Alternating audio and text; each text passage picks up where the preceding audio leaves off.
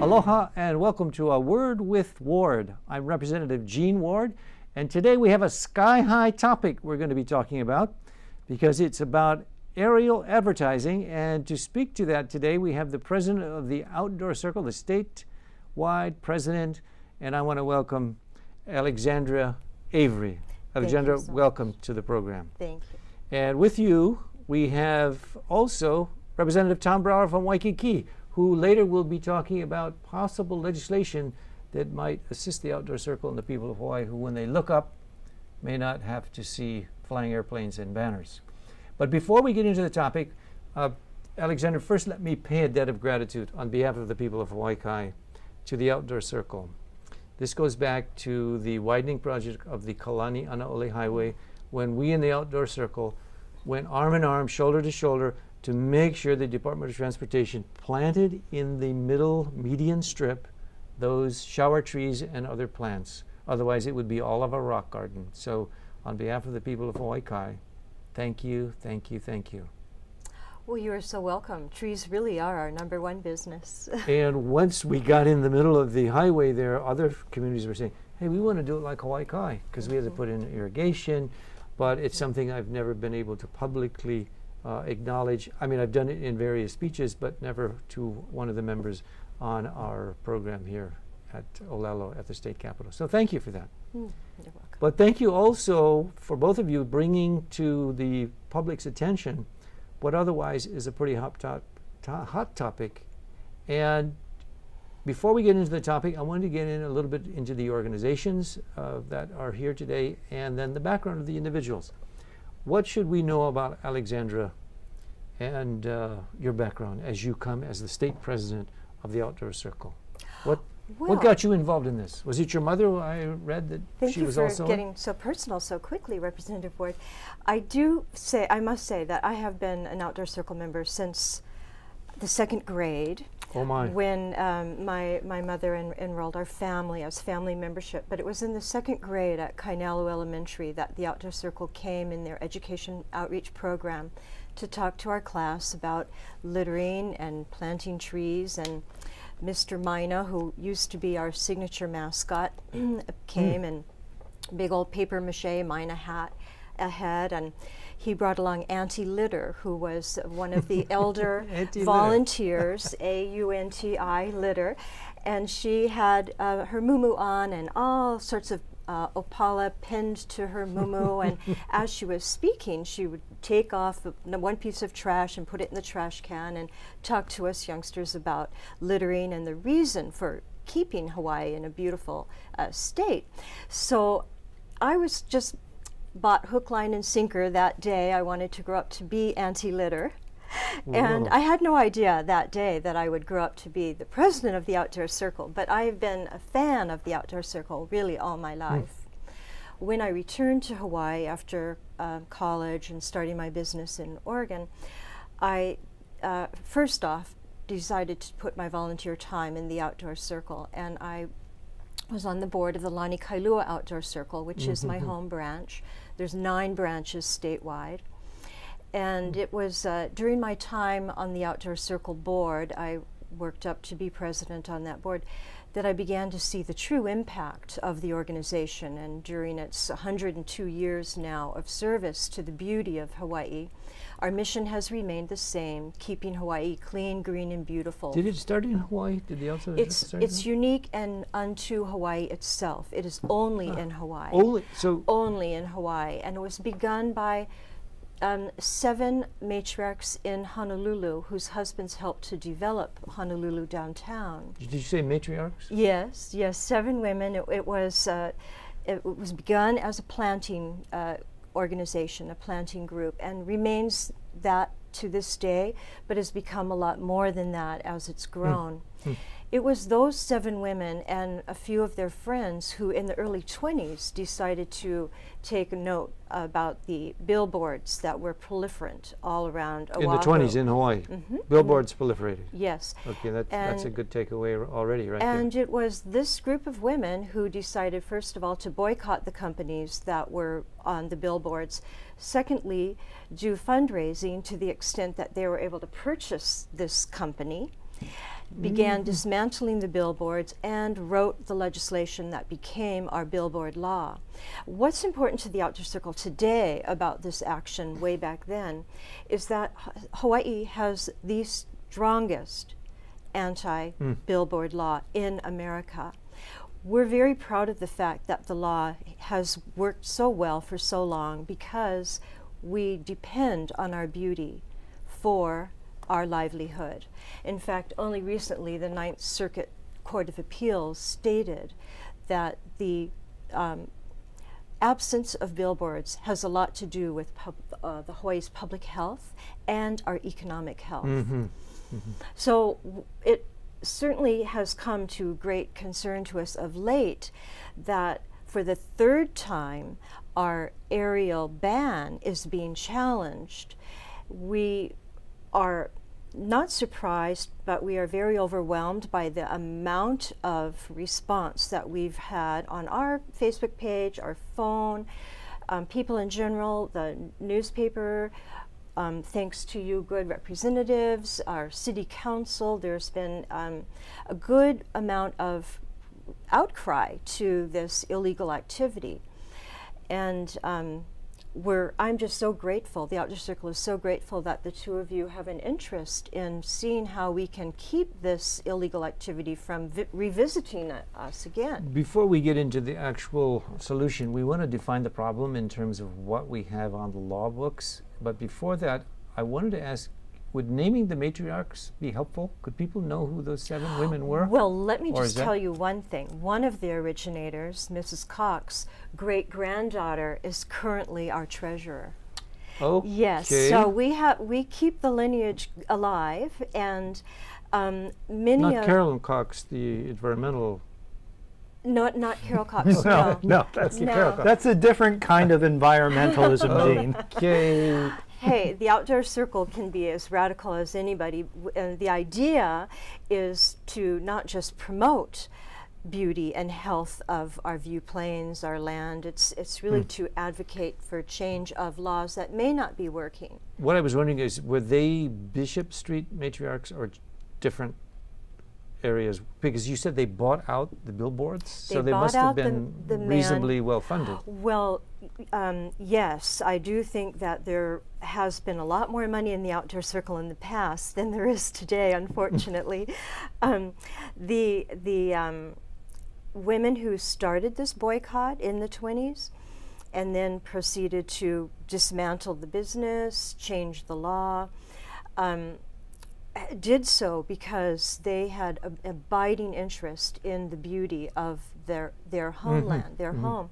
And these 7 women took a trip together when they decided they would like to work on beautifying downtown Honolulu. They took a trip together to the Tuileries Garden in Paris, and while sitting there in one of Europe's most beautiful public gardens, they decided that they would like to design and implement a fountain in Honolulu, and that is the fountain at Thomas Square. Is that right? Yes, there's a little plaque there, and it says these are the founders of the Outdoor Circle. And so those trees around the plaque were planted before the fountain was put in. Admiral Thomas was the admiral who kept the British from taking over Hawaii, or let's say that's right. Instrumental in taking it back. Before we go into the definition of the problem any further, I wanted to acknowledge that if she had second grade aspired to be a environmentalist, were you in the second grade aspiring to be a representative of Waikiki, or what do you want to say about your background? Auntie Litter didn't visit my school, but Joe Camel did, and that's a whole different story. Hey, all right. Well, we're going to talk about that one today. I actually was very interested in broadcasting during college, and I worked about 10 years in radio in Hawaii, and that eventually led me into public service and government. So I worked at the Capitol for a session back in the late 90s, and regardless of the politics, I thought it was a very rewarding experience. And after being here as a staff member, I always thought about coming back as a representative, and eventually made it here. That's kind of similar to my background in that when I went into the Peace Corps, we always wanted to make a difference. and making a difference at the ground grassroots level, and then in the business area, and now in the policy making area. So there's kind of a vision and a mission that starts at an early age and kind of develops itself.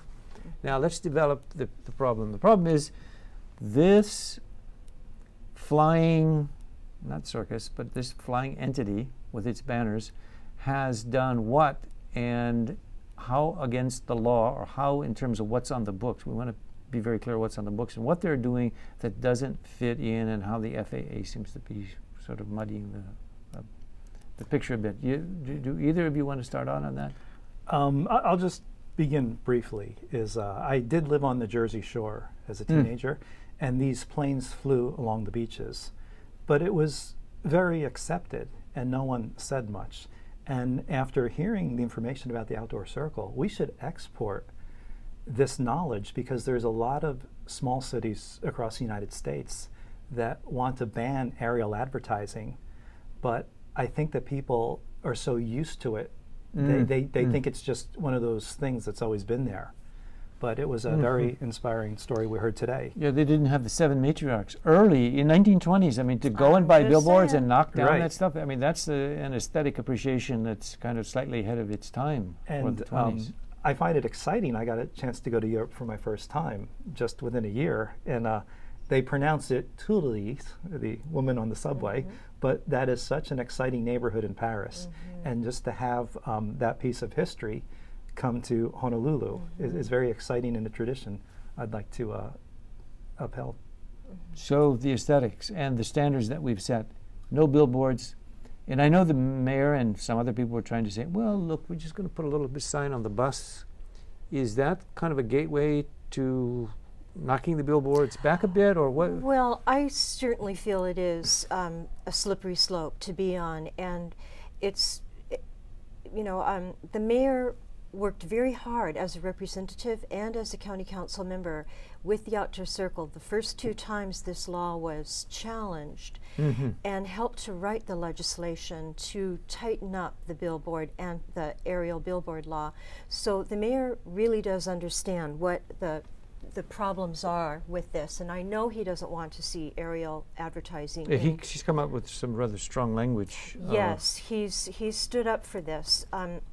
What the Outdoor Circle wishes would happen would be quicker and better enforcement. So right now, it's on the books that you cannot, what does the law specifically say? I think some of your homework I'll tell said you, it says specifically that the statute, it prohibits all outdoor advertising that is not on the premise of the business itself. It makes each county responsible for enforcing the law, and it specifically prohibits advertising over open ocean and in airspace visible for any public area, road, park, etc. So our state statute is very, very clear. The owner of this aerial advertising company was aware of our statutes, just as he was in the other 4 states that outlaw that he visited and was asked by law to leave. Which states were those? Maine is the last one he visited and challenged their law as well. So when he first appeared, we had hundreds of calls at the office, and we immediately posted the sighting of the little yellow plane on our website. Hundreds of responses. Everybody was overwhelmingly concerned about this assault on our skies.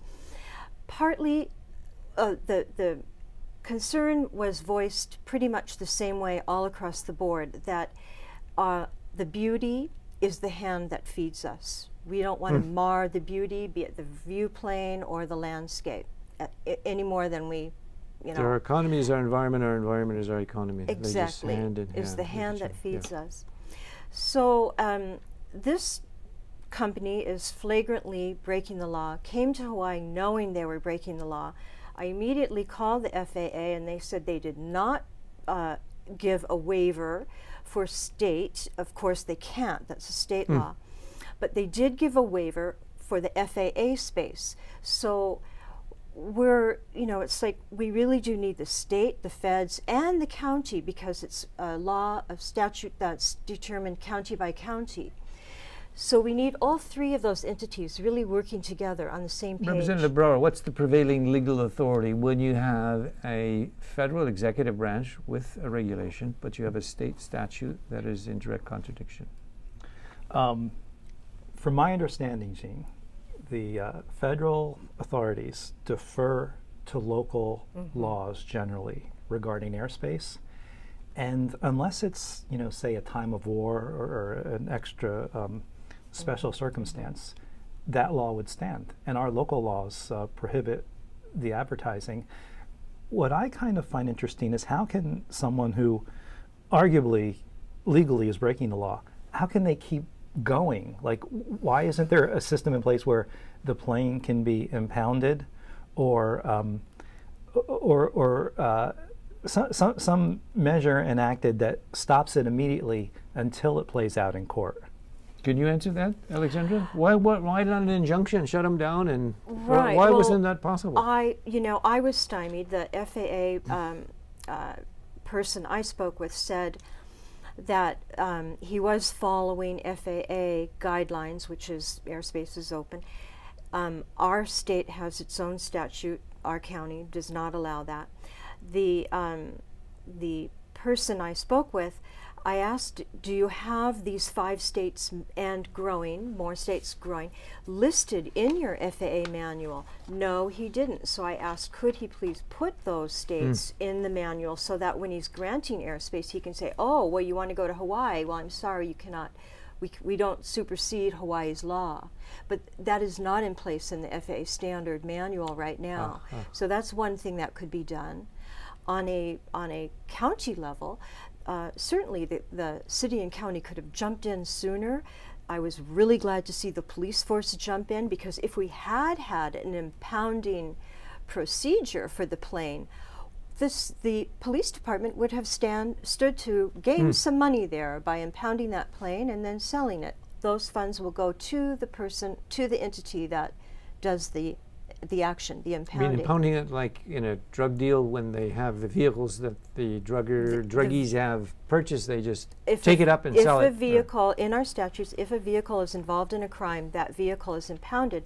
It just simply doesn't say airplane. So if we can change add one word to the statute that would include But plane. Alexandra, if the fine is only $500 and he makes $5,000 to fly 50 minutes with a happy birthday or I love you or will you marry me, it looks like this is Mr. Representative who's going to put in legislation. Isn't $500 kind of a flick on the wrist, a little bit of a flea? It may be, but from what I've learned, and I'll leave this as my opinion, the pilot is leaving from a state airport, and what he's kind of saying is that, like, what I do in the air is my business, but as long as I'm following the rules of the airport while I'm on the ground, I can kind of do what I want.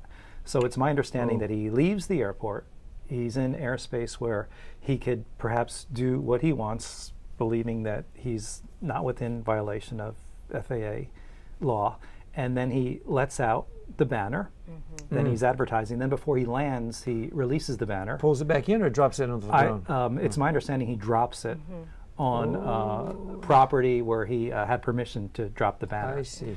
So what I thought immediately is we should have a state law that prohibits a plane from flying from a state airport if the purpose is to advertise in the air.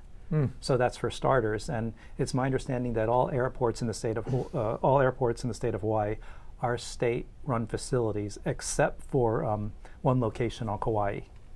So this would be another good tool if we had a law like that. So it's saying the same thing that the counties say, that you can't do advertising, but it's saying if you use a state airport, it's another way of getting at the issue. But what are the penalties? If they do that, what do they do? $500?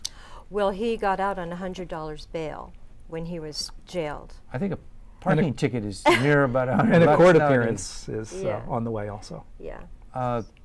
So you're thinking in your bill to have a penalty a little bit higher than this? Well, I would ask state airport officials and, background research on, what may be enough.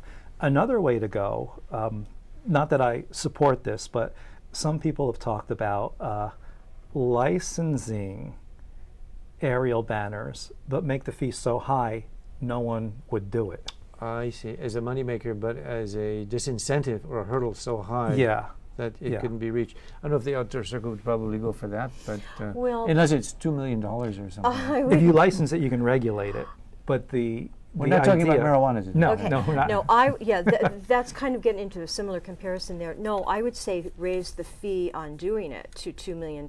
I mean, not the fee, but the fine to $2 million. And do not do anything that might in any way whittle away the nation's toughest laws on billboards. That's something that Hawaii can be very, very proud of. And I like your suggestion of going through the airports, because there is this fine line here between, the state and the city are going, no, you're doing something illegal. I'm glad that the police force got involved, arrested the fellow. But the FAA is just looking the other way while they're saying, well, here's the waiver for federal space, and they're not even seeing, oh, this state has a law against that. So really, we have to get the federal Aviation Authority and our state and All city of us on the same sheet all of music. together on this. And I think the idea truly is what the Ninth Circuit Court of Appeals did say twice already when the law has been challenged, that our airspace is a contributor to our own health and to our economic wealth, our economic Now, stability. speaking of the courts, is that not going to be the final arbiter on what now is a company that says, look, I've got permission and take me to court, or I'm going to keep doing it even though now he's been arrested? What is going to be the solution, and when do you anticipate, or you, Representative Brower, have you followed this Well, time-wise? from what I'm following, it probably will be the courts, and hopefully sooner than later.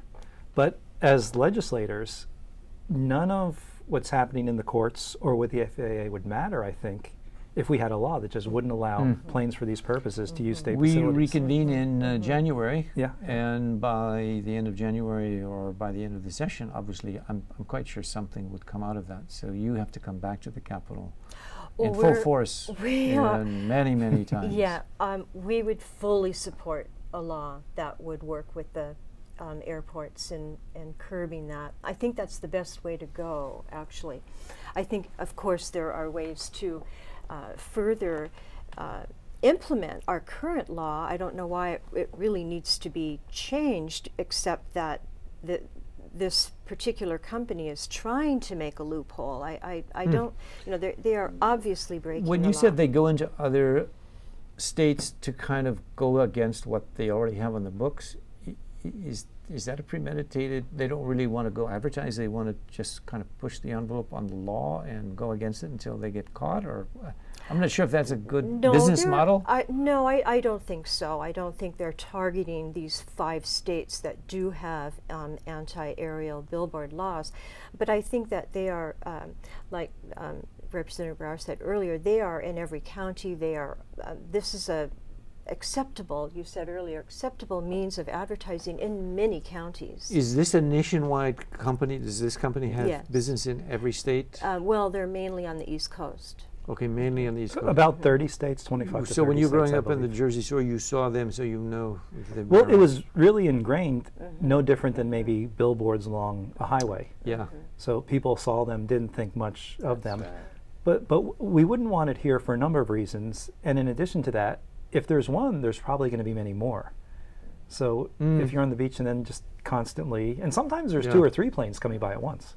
Yeah, but the law currently specifically states you cannot do it on a beach or any public space. So this is a flagrant it's open and breaking closed. of the law. Really. It should have a stiffer fine. His plane should be impounded.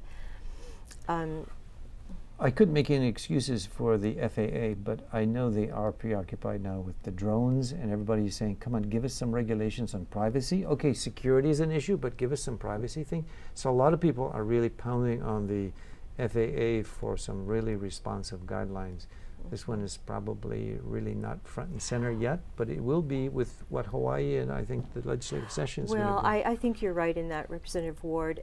The fellow arrived just a couple days before 4th of July and a couple days before the beginning of our RIMPAC exercises. So I think the FAA was focused more on RIMPAC, and the authorities, you know, the police authorities, everybody else more on the 4th of July weekend. The Chinese spy ship that was out of the bay. And So Sure. it was not acted on quickly enough. But based on the public sentiment that we've been hearing about during the buses billboard, the advertising on the buses, 3 or 4 hearings, there was, out of everybody who testified against it, there was maybe 1 or 2 persons advocating for buses on billboard, and they were in the Mililani area, unfortunately out in Kapolei area, where the routes have been cut. Anyway, the bus routes cut, and they could have felt pressured to say that they would like the... So who's for aerial advertising? Nobody. There was... No one has stepped forward yet? No one has... Well, Not even in our big legislative body? you know, there may be some legislators in the House, Gene, who want aerial advertising for their campaign banners because you couldn't vandalize them if they were in the air. That is a very apt and timely issue that's going on now in many parts of the state of Hawaii as the 2004 elections, the 14 elections are playing themselves out. But I want you to know, on my personal level, I was talking to my daughter about this before the show started.